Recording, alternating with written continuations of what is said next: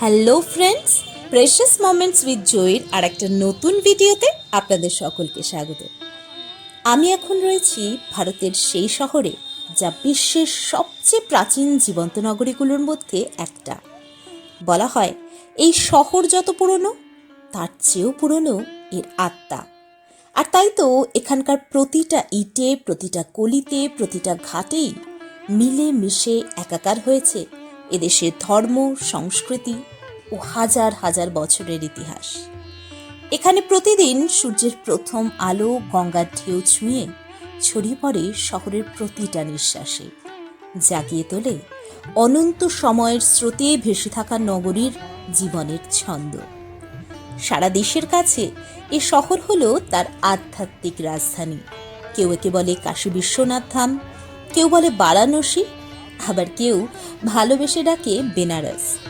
তবে নাম যাই হোক না কেন, বারাণসী শুধুই এক স্থান নয়, এ হলো এক অদ্ভুত অনুভূতি যা প্রবাহিত হয় শরীর ও মন মানুষের শিরায় উপশিরায়।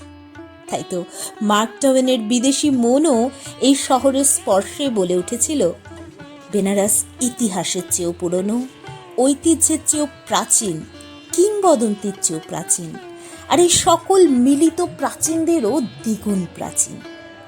চলুন আজ তাই একসঙ্গে হারিয়ে যাই বারাণসীর গলি, ঘাট আর রঙে।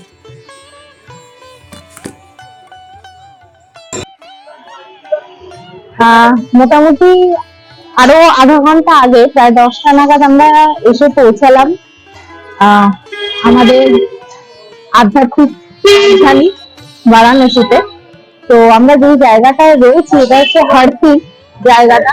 আর আমাদের যেখানটায় আমরা রেসিডেন্সটা নিয়েছি বা থাকার জায়গাটা নিয়েছি সেটা হচ্ছে Himalaya in guest house. Himalaya in guest house. তো জায়গাটা হচ্ছে হরসি চৌরাহা, আর গেস্ট হাউস হচ্ছে হিমালয়ান ইন গেস্ট হাউস। ভেতরের যে অ্যাকোমোডেশনটা এটা আমরা গিয়ে উপরে গিয়ে দেখাবো, অবশ্যই শেয়ার করবো আপনাদের সাথে।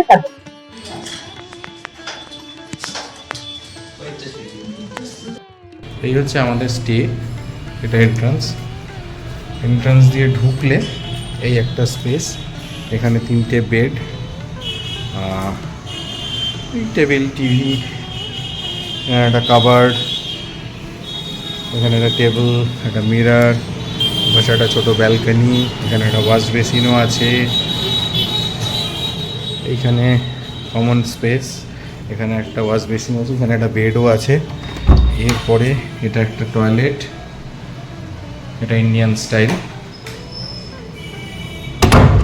এরপরে এদিকে একটা রুম, এই রুমটাতে এখানে র্যাক প্যাক করা আছে, টিভির অপশান আছে, আর এই বেড, ডাবল বেড, এখানে একটা ছোট্ট কর্নার আছে। আর এটা আরেকটা রুম, যে রুমটাতে একই রকম, ওই রুমটার এই রুমটা প্রায়, এটাতে ওরকমই একটা বেড আছে, দুটো কর্নার আছে, আর এটার সাথে একটা অ্যাটাচড টয়লেট আছে, এখানেও একটা ওয়াশ বেসিন আছে। এটা ওয়েস্টার্ন স্টাইল, মোরাললেস ভালো। আমাদের এটা হচ্ছে holiday Himalaya in guest house, ঠিক আছে। এটা আমাদের রেট পড়েছে 4000 টাকা পার ডে, এই আর কি। চলুন, এই আমাদের স্টে। এই যে পৌঁছেই পেটের ডাকে সাড়া দিয়ে আমরা চলে এসেছি একটা কচুরির দোকানে। গরম গরম কচুরি সাথে 1 কাপ ধোয়া ওঠা চা খেয়ে শুরু করব আমাদের বেনারসের প্রথম দিন।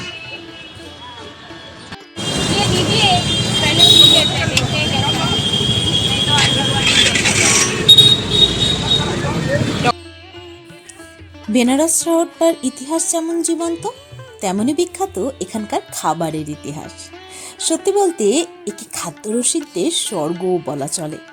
বারাণসীর প্রাণবন্ত রূপে এক আলাদাই মাত্রা যোগ করে এখানকার প্রতিটা অলিগলির খাবারের স্বাদ। এখানে সকালে শুরুই হয় গরম কচুরি আর তরকারি দিয়ে, সঙ্গে 1 কাপ দুধ চা। ট্রিপে স্টার্টই হয়েছে খাওয়া দিয়ে। আরে খেতে হয়, দাঁড়িয়ে থাকতে নেই এসব জিনিস হাতে পেলে।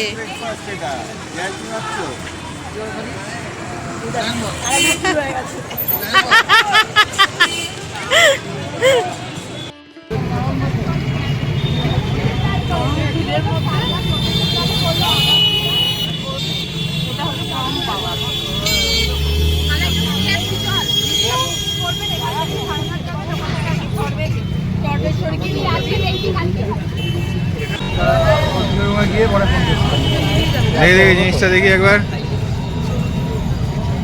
এই হচ্ছে কাশীর বিখ্যাত মালাইও, শীতকালেই পাওয়া যাবে। তো কোনটা নেবে, বড় ছোট দাম জিজ্ঞেস করেছো?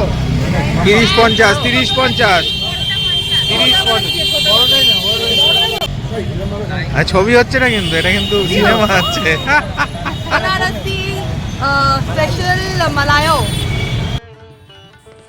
কথা যখন হচ্ছে বেনারসের স্বাদের, তখন মালাইয়ের কথা তো না বললেই নয়। সোনালি ফেনার মতো নরম তুলতুলে এই মিষ্টি এই নগরীর শীতের উপহার। শিশির, কেশর, দুধ, এলাচ, পেস্তা ইত্যাদির মিলিত স্বাদ কোনো খাবার তো নয়, যেন এক জাদু। মুখে দিলেই সব স্বাদ উজাড় করে কোথায় যে মিলিয়ে যায় কে জানে। যারা একবার চেখে দেখেছে একমাত্র তারাই জানে এই স্বাদের মহিমা। ব্রেকফাস্ট করে আর মালাইও টেস্ট করে আমরা চলে এসেছি হচ্ছে অ্যাপার্টমেন্টে। তো অ্যাপার্টমেন্টে এসে আমরা কিছুক্ষণ রেস্ট নিয়েছি। রেস্ট নেওয়ার পরে আমরা ফ্রেশ ট্রেশ হয়েছি, স্নান টান করে এবারে আমরা এসেছি হচ্ছে লাঞ্চ করতে। লাঞ্চের এই যে রেস্টুরেন্টটা, এটা কিন্তু আমাদের যে অ্যাপার্টমেন্ট ওটার সাথে অ্যাটাচডই একটা রেস্টুরেন্ট। তো ওখানেই আপাতত কিছু লাঞ্চ করে নিয়ে তারপরে আমরা বেরিয়ে যাব হচ্ছে আবার বেনারসের অলি গলি এক্সপ্লোর করব, আর সবথেকে বড় কথা হচ্ছে সন্ধ্যারতি দেখব। তো সাথে থাকুন, যেরম যা কিছু হবে সেই মতো সেটাকে শেয়ার করব। এই তো দিয়েছে, ঝাল দিয়েছে। ঠিক আছে, খেয়ে দেখ, খেয়ে দেখ, খেয়ে দেখ। খেয়ে আমাকে বলতো কিরম খেতে।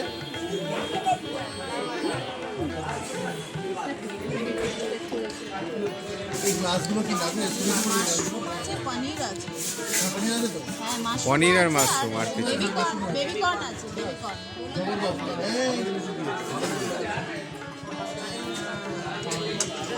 ও পাওভাজি দিদি, পাওভাজি দিদি ভালো খেতে, আমার ভালো খেতে। খেয়ে নিন। তো এখানে আমরা নিয়ে নিয়েছি 2-3 রকমের আইটেম লাঞ্চের জন্য।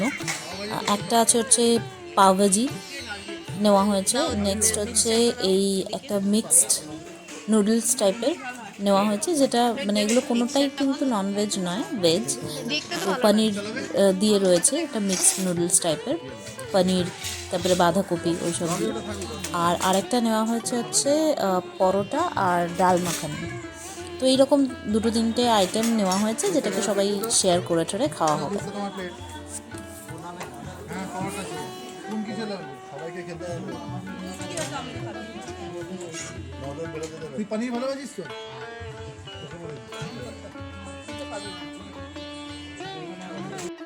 এটাই ভালো।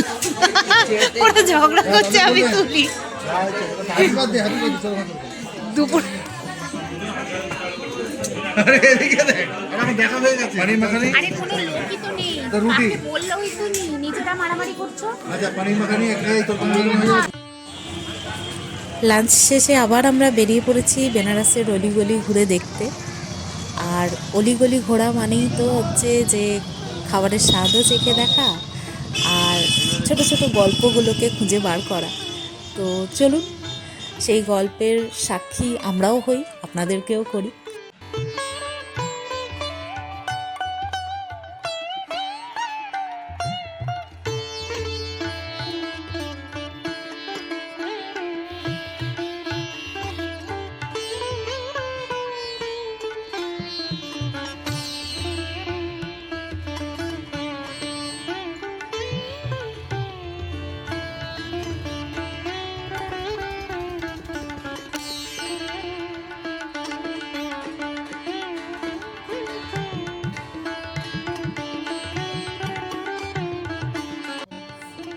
বেনারসের প্রতিটা গলিতেই তো লুকিয়ে আছে স্বাদের গল্প। তাই এখন যাচ্ছি সেই স্বাদের পরখ করতে, যেটা নিয়ে সোশ্যাল মিডিয়ায় বিশাল শোরগোল। কি বলুন তো? ঠিক ধরেছেন, ব্লু লাস্সি। দোকানের গলিতে ঢুকতেই এরকম ভিড়, ভেতরে 3 ধারণের জায়গা নেই। রসিয়ে লাস্সি খাওয়া হবে কিনা তো জানি না, কতটা সময় লাগবে সেটাও বুঝতে পারছি না, তবে টেস্ট তো করব।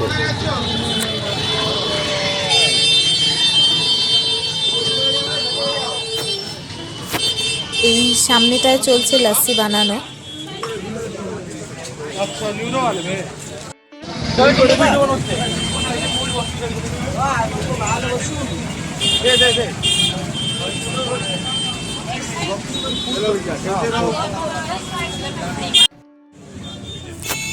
দোকানটা তো ছোট, তবে দোকানের ভেতরে পুরনো দেওয়ালে স্যাটিসফাইড কাস্টমারদের ছবি ও রিভিউ একটা অন্যরকম অ্যাম্বিয়েন্স তৈরি করেছে। বসার জায়গা তো পাইনি এখনো, অগত্যা দাঁড়িয়েই লাস্সি অর্ডার করে দিয়েছি। অ্যাম্বিয়েন্স তো ঠিক আছে, তবে এবার স্বাদ চেখে দেখার পালা।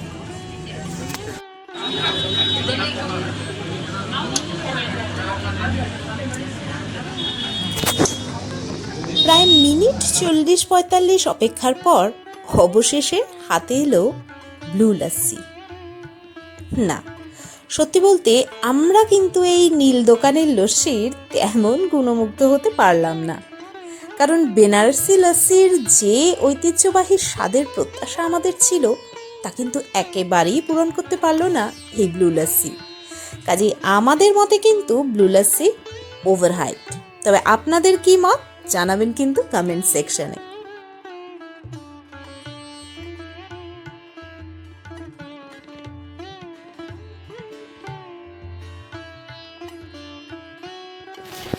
বেনারসের অলিগলি ঘুরছি আর পানির গল্পের সাক্ষী হব না, তা আবার হয় নাকি? ঠিক যেন শহরের প্রাণটাই লুকিয়ে আছে ওই এক পাতার ভাঁজে। এক কামড়েই মিষ্টির এক ঢেউ ভাঙে মুখের মধ্যে, আর সেই স্বাদই বলে দেয় যে এই পান শুধুই কোনো মুখসিদ্ধি নয়, এ এক সংস্কৃতি, এক শিল্প। বলা হয় নাকি মুঘল দরবারে রাজা মান সিং যখন অযোধ্যা সফরে যান, তিনি সম্রাট আকবরের উদ্দেশ্যে বিশেষ এক সোনার পান পাঠিয়েছিলেন। পানের পাতায় সোনার উপর কাজ করা হতো, যা কূটনৈতিক সম্মান প্রদর্শনের এক নিদর্শন ছিল। পরবর্তীকালে বারাণসী ঘরানার এই পান এতটাই বিখ্যাত হয় যে তা রাজবাড়ির বিয়েতেও অপরিহার্য হয়ে ওঠে। আর এই ঐতিহ্যবাহী স্বাদের জন্যই তো জিআই ট্যাগ প্রাপ্ত বেনারসি পান ভারতীয় স্বাদের এক সম্পদ। नहीं गए हैं, जलपाईगुड़ी गए हैं। तो वो बंगाल तो कलकत्ता जाइए ना। तो मोमो खा के चला है हैं? क्या खा के चले हैं? मोमो मोमो नहीं नहीं, सब कुछ नहीं। कलकत्ता का मिलता खाना सब कुछ खाइए। है। मिलता सब कुछ है हर जगह, क्वालिटी के हिसाब से मतलब वो बोलना टेस्ट पड़ेगा। नहीं मिलता देखिए, जो सच्चाई है। अब कलकत्ता है बड़ा बाजार, मेन मार्केट में हर कुछ मिलेगा आपको बनाना जैसा। ये है गए वहाँ की। हाँ नहीं यार, हम बस बांध रहे भाई। गिलासों पड़ी बीगी सुपारी चलती है। तो यहीं पर भी वही बात हो गई ना, आपको कलकत्ता जाके तो कलकत्ता वाली चीजें ढूंढनी चाहिए। आप अगर बनारस वाली चीजें कलकत्ता में ढूंढोगे तो सही नहीं रहेगा दादा। असल में हम लोग को टेस्ट नहीं मिल पाता है, सबसे बड़ी बात। वो हम लोग के गिने तो चुने वो- जगह पे हाँ बंगाल का चावल हाँ, हम लोग हाँ, बाकी हाँ, जगह ये ढूंढते सही तो कहा। नहीं मिलेगा ना। हाँ। हर जगह का अलग स्वाद है।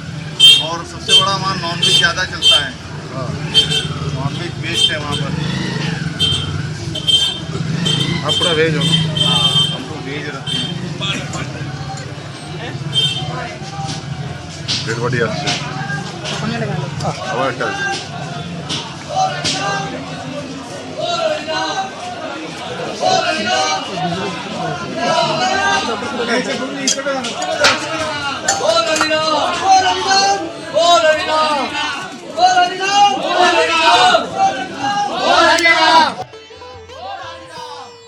বেনারসি পানের গল্পের মাঝেই এ শহরের গলিতে সন্ধান পেলাম আরও এক গল্প, মৃত্যুর গল্প। এখানকার সকাল সন্ধ্যায় মিশে থাকে ধূপ, ফুল আর আগুনের গন্ধ। গলির মোড় ঘুরতে না ঘুরতেই ওঠে কোনো না কোনো শবযাত্রার ধ্বনি। তবে অন্য শহরের সাথে এ শহরের তফাৎ একটাই, এখানে মৃত্যু মানেই শেষ নয়, নয় বিষাদ। মৃত্যু এখানে মুক্তির উৎসব। আর তাই এ শহরের ঘাটে সব দাহ নয়, হয় মৃত্যু উদযাপন। এই শহর জানে যতদিন গঙ্গা বয়ে চলে ততদিন মৃত্যু শুধুই রূপ বদলায়। প্রতি মুহূর্তে কারো দেহ আগুনে মিশে যায়, আর শহর নিজের তালেই মেতে থাকে নবজীবনকে উৎসাহিত করার জন্য।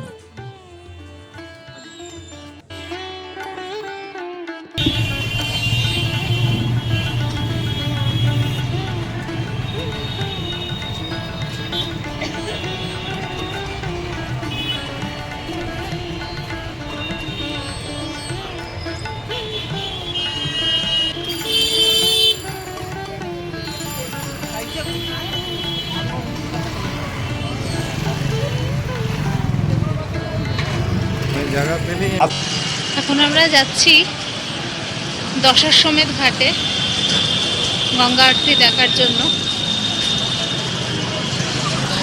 এসের থেকে তো প্রচুর এটা ওটা সেটা এক্সপেরিমেন্ট করা হয়ে গেছে, বিশেষত খাবারের উপর। তো আর এখনো পুরো সন্ধ্যেটা পড়ে আছে।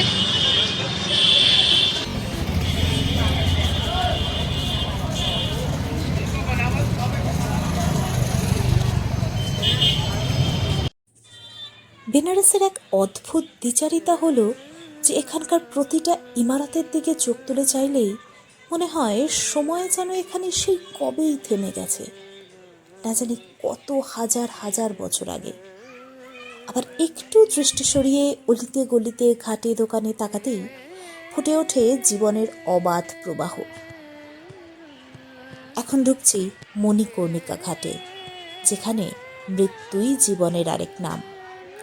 বলে নাকি এই ঘাটে সবের আগুন নেভে না, তবুও এখানে কান্না নেই, আছে মুক্তির বিশ্বাস।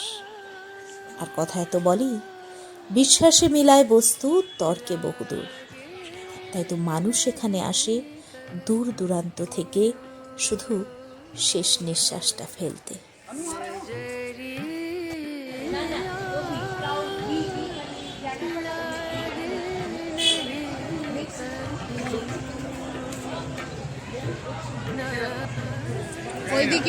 এই হলো মণিকর্ণিকা ঘাটের এন্ট্রান্সে একটা মন্দির। তো এখান দিয়ে মণিকর্ণিকা ঘাট দিয়ে ঢুকে আমরা যাব হচ্ছে দশাশ্বমেধ ঘাটের দিকে।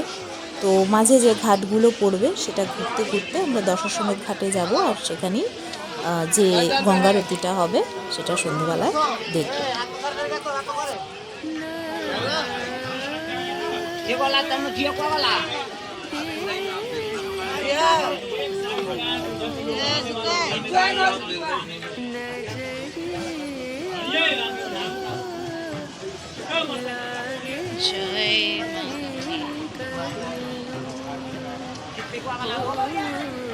हर हर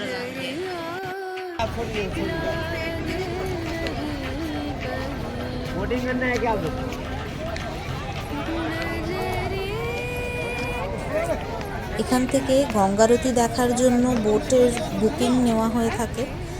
তো রেট ডিপেন্ড করে টাইমের ওপর আর কিছুটা সিজনের ওপর। যত আপনি আগে আসবেন তত সুবিধা, তার কারণ হচ্ছে যে রেটটা রিজনেবল পাওয়া যায়, আর বোটটা আগে গিয়ে সামনের দিকে থাকে, তো আপনি সামনে থেকে গঙ্গারতিটা দেখতে পাবেন। কিন্তু যত লেট হবে তত কিন্তু ওই বোটের লাইনে পিছনে পড়ে যাবেন এবং গঙ্গারতিটা অনেকটা দূর থেকে দেখতে হবে, তো অতটা স্পষ্টও দেখা যাবে না। তো যারা চাইছেন যে গঙ্গারতি বোটে করে দেখবেন, সেরকম এক্সপিরিয়েন্স করবেন, তাদেরকে কিন্তু সেই মতো করে সময় হাতে নিয়ে আসতে হবে। তাতে আপনি রেটের দিক থেকেও অনেকটা রিজনেবল রেট পাবেন এবং গঙ্গারতিটাও সুন্দরভাবে দেখতে পাবেন।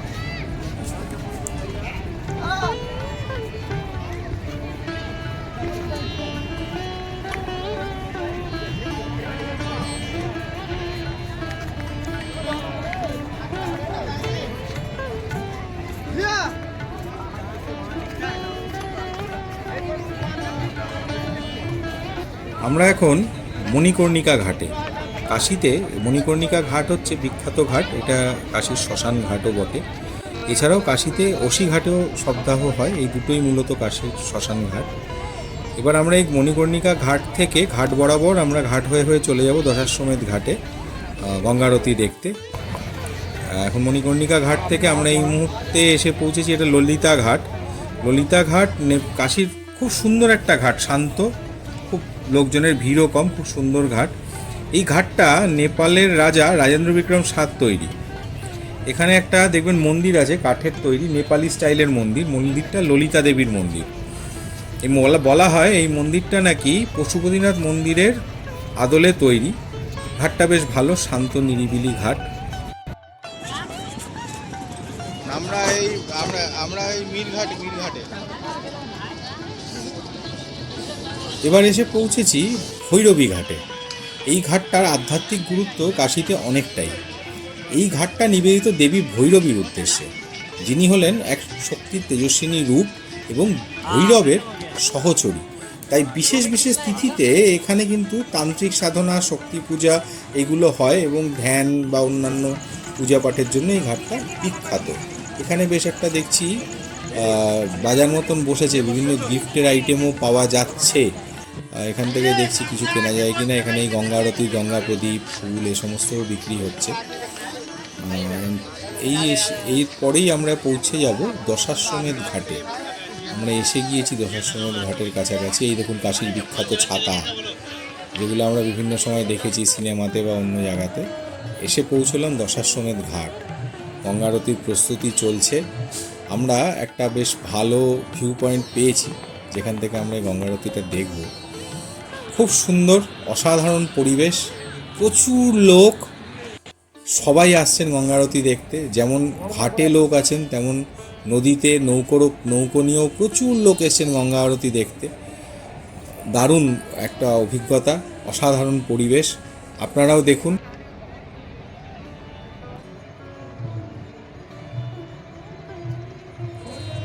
দশাশ্বমেধ ঘাটের এই গঙ্গারতি হল বারাণসীর আত্মা। এই অনুষ্ঠান যেমনই আধ্যাত্মিক, তেমনি দৃষ্টিনন্দন ও মর্মস্পর্শী। গঙ্গার বুক আধার করে সন্ধ্যা নামলেই শুরু হয় কাশীর এই প্রাণস্পন্দন, ঘণ্টা, শঙ্খ আর মৃদঙ্গের ধ্বনিতে। ঘাটে উপস্থিত হাজার হাজার মানুষ, সাধু, পর্যটক সবাই যেন এই সময় একাত্মা। আকাশ ভরা ধূপের ধোঁয়া আর গঙ্গার মিষ্টি হাওয়ায় সাদা ধুতি কুর্তা ও কমলা চাদর পরা তরুণ পুরোহিতেরা ঘাটের ধারে দাঁড়িয়ে হাতে ধূপ, দ্বীপ ও শঙ্খ নিয়ে তখন মন্ত্রোচ্চারণে মগ্ন। আর দর্শনার্থীরা সেই ভক্তিতেই মশগুল। যখন আরতির শত শত প্রদীপ একসাথে জ্বলে ওঠে, তখন গঙ্গার বুকে প্রতিফলিত হয় অগণিত জ্যোতি, ঠিক যেন আকাশের তারারা ভিড় করেছে জলে। এই এত মানুষ হাত জোড় করে দাঁড়িয়ে গঙ্গা বন্দনায়। সব মিলিয়ে এ যেন এক ঐশ্বরিক অভিজ্ঞতার সাক্ষী হওয়া।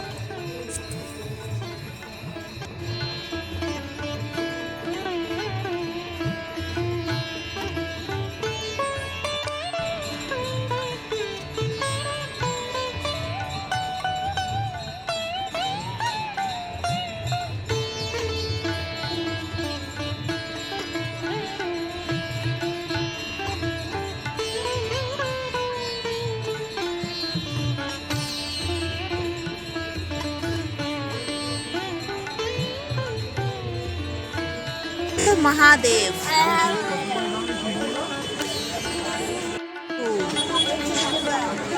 जय शिव शंभू। গঙ্গা আরতি শেষ হয়ে গেছে। এবার চলুন যাই একটু গুপ্তধনের সন্ধানে। না বেশি দূরে যাব না, এই দশাশ্বমেধ ঘাটের কাছেই। চলুন যাই বেনারসি শাড়ি ফ্যাক্টরিতে।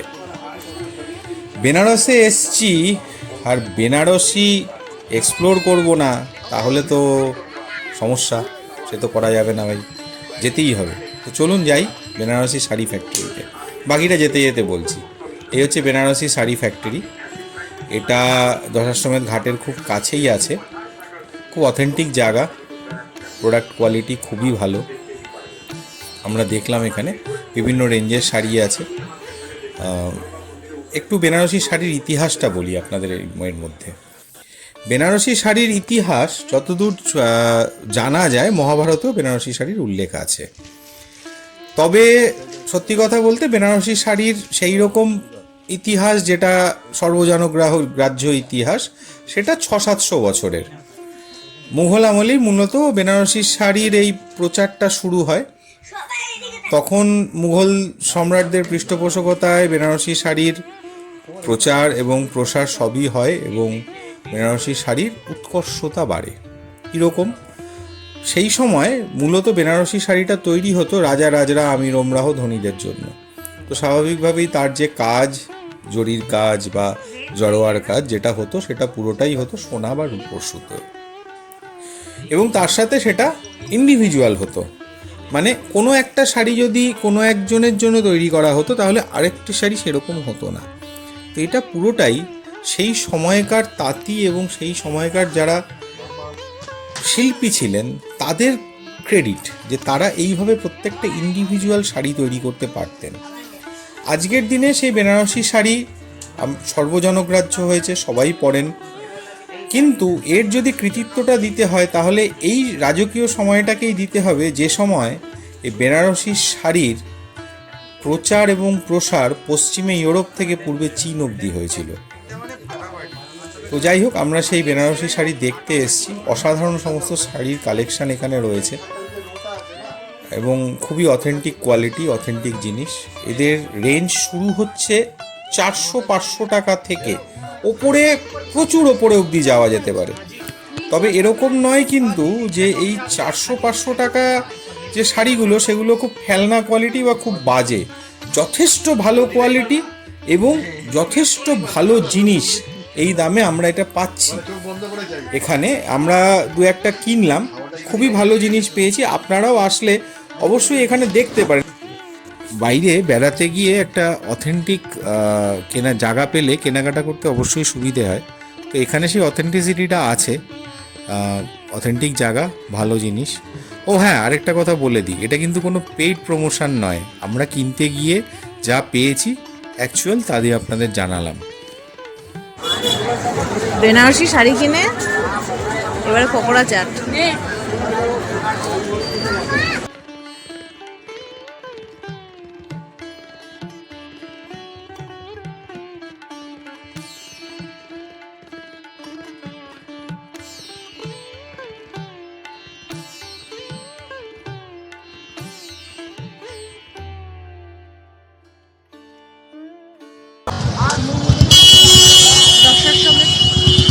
রোডে তার আগে দশাশ্বমেধ ঘাটে গঙ্গা আরতি দেখে এখানে তিল ধারণের জায়গা নেই, মানে প্রচন্ড রকম ভিড়, অসম্ভব ভিড়। হয়তো কালকে এতটা থাকবে না। আরতি দেখে, চাট খেয়ে, শাড়ি কিনে,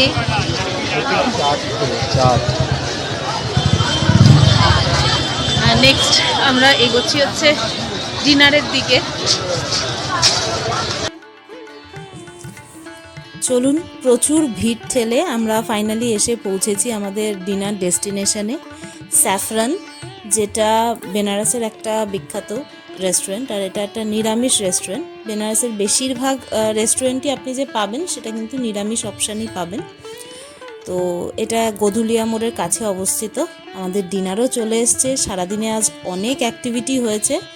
তো এবারে ভিডিওটা এখানেই তাহলে শেষ করছি। ভিডিওটা ভালো লাগলে লাইক, কমেন্ট, শেয়ার করবেন আর চ্যানেলটা সাবস্ক্রাইব করে পাশে থাকবেন।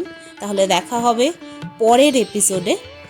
আজকের মতো গুড বাই।